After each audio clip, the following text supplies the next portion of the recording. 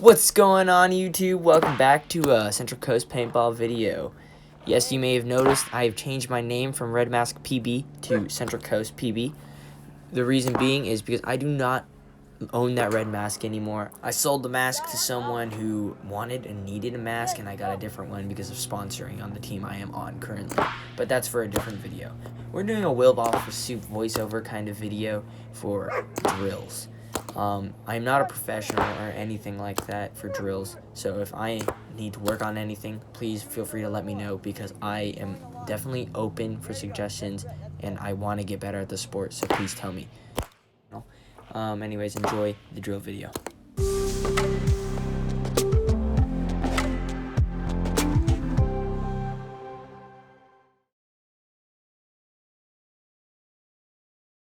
Thank you guys so much for clicking on this Central Coast Paintball video. It's been a while since I've posted, and I'll explain why at the end of the video.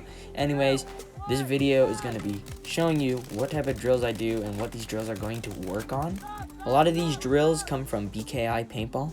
I copied a little bit of it and I slightly modified them.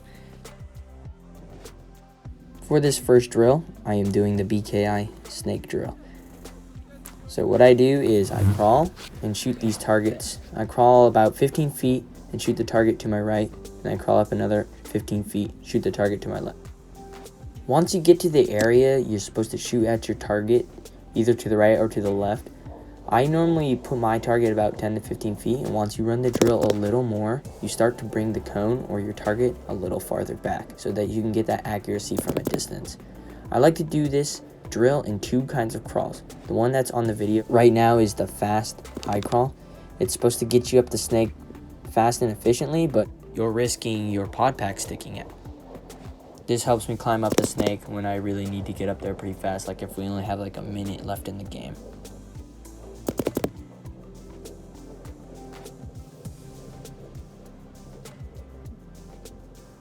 Once I shoot the last target, I try to get to the finish line as fast as I can. Once I do this run and gun drill. The run and gun drill is pretty straightforward. Stick your gun back, get ready to run, and try and make it all in one motion so that you can get back to your snake crawling starting line pretty quickly. So this is another snake crawl drill, except on this one I'm trying to stay more low and trying to stay low instead of gaining speed. This is to simulate as if someone was basically on the other side of the beam, so you keep your pod back low. For this next drill, I come off the start gate, walk a couple steps forward, shoot the target to my right, and then run to my right, shoot the cone in the middle, and make a slide. This is just to help you with your first shot accuracy and running and shooting and then going into a slide. After this, I try to get into a habit of running and gunning and coming off the start gate. I am not usually a back player, but if I ever do get put in the back, I'll be ready to be able to get that first shot accuracy. Once again, I'm working on my first shot accuracy coming off the start gate with that first ball. Every ball counts, especially that first one. As you can tell in the video, I'm not trying to go for speed here. I'm just trying to get in the habit of getting that first ball to the first target. This is all about muscle memory. It's not just trying to get there super fast every single time off the gate. Yes, you want to do that during a game, but this is not a game. This is drill day. You're just trying to get that motion locked into your brain so that when you do play those points, you will be landing those lanes. You will be hitting your targets. So take your time. Save your paint for the first couple of reps, only put a couple shots in, so that once you do get in more reps, you can start pulling that trigger a little more until you make this whole entire breakout one motion. Now that we've got the shot in slow motion down, now we can start picking up the speed and ramping. You'll notice me shooting at two targets. When you're playing the back center, you're going to send a couple down the middle and then shoot wide. You're not going to shoot wide the whole entire time, because you can have like 4 or 5 extra balls come down the middle. Once you're comfortable with the walking and shooting off the break, start doing it in a running motion. You can get out wide while you're shooting off the break and having that extra gun up. As you'll see in the next couple of clips, You'll notice I'll take 1 to 2 shots off the start gate and run into a lateral slide. Lateral sliding is a key part of the paintball. What is a key part of the sport? I don't know what's going on here. I say bye to Jason. Oh my god, Jason, what the fuck? Once you get used to normal lateral sliding, like looking to where you're going to slide, that's great. You got it down. Now, once you've got it completely down and you're super comfortable with lateral sliding, try your best to look down the field so that when you do lateral slide, you can see what's in front of you.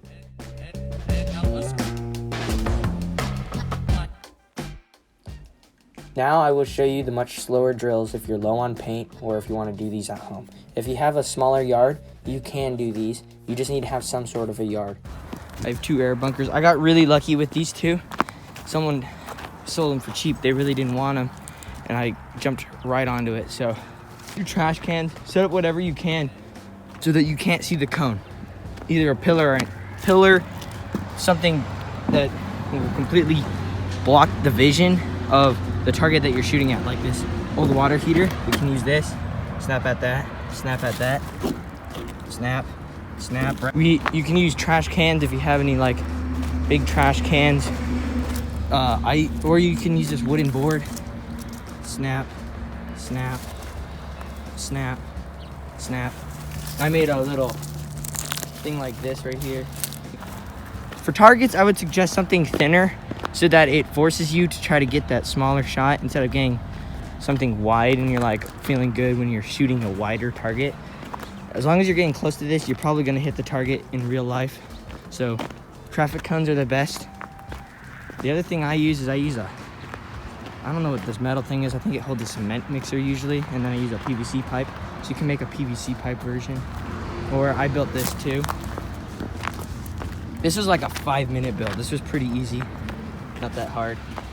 You use whatever you can as a bunker, like, I guess, thing you can hide behind, like a trash can, or you have like a barrel or something like that. Switch it up. You want to change the bunkers so you're not just used to one thing. If you have air bunkers, you probably already know what you're doing. But start out with the Dorito and use the Tombstone. That's a really old ass bunker, but like, still, whatever bunker helps. For this first drill, we're going to be using a simple snap drill. You can use this with any bunker. I used it with the Dorito. You can use it with the trash can. You can use it with a pillar. Anything that will prevent you from seeing the target, like I said before.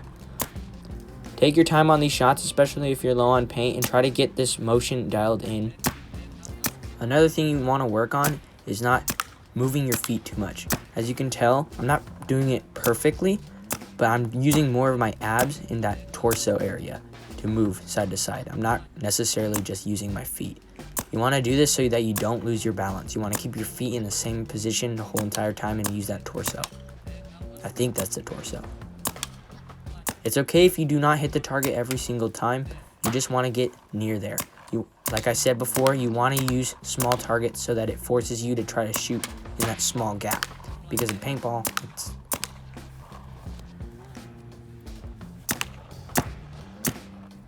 Once you've done the snap drill enough times, start to bring the target a little farther back so that you can aim from a farther distance. Besides keeping your feet in one area and not moving them, another thing you want to work on the snapshot is making sure that you and your gun are coming out of the bunker together. You and the gun are as one. Damn, I rhymed there. If you come out with your gun coming out first, your gun's just going to get blasted. If you get hit in the hopper during a tournament, and you don't feel the hit, and you keep playing on, you're going to get a minor on your team.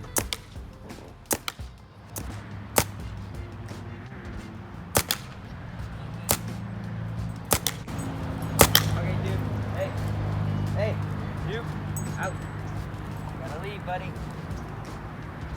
Dude, out. Gotta go. Go home. Out.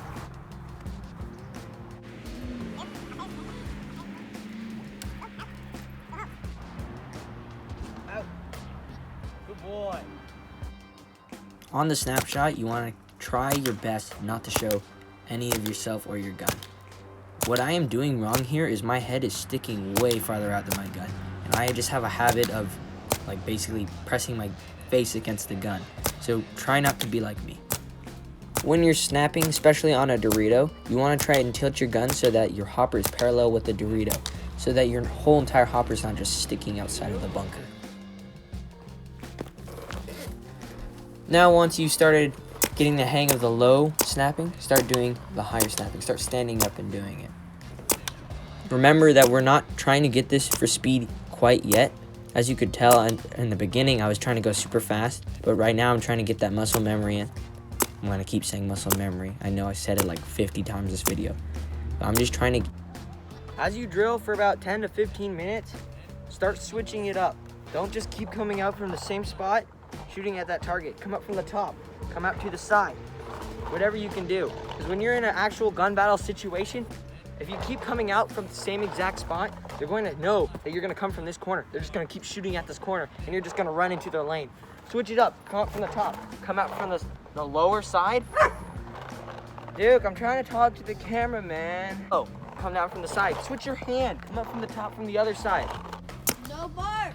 For my final kind of drill, I take the snapshots off of the Dorito using both hands, take a walk and shoot that X target, get to the gap bunker, that tombstone, and start shooting the cones. This is a kind of drill I made up by myself. You can do this yourself too. It helps a lot with making movement and keeping that gun up the whole entire time, helping you with your snap shooting, helping you with your moving and shooting. You can change it up. You can move the bunkers. You can change at what targets you shoot at. It's all your preference.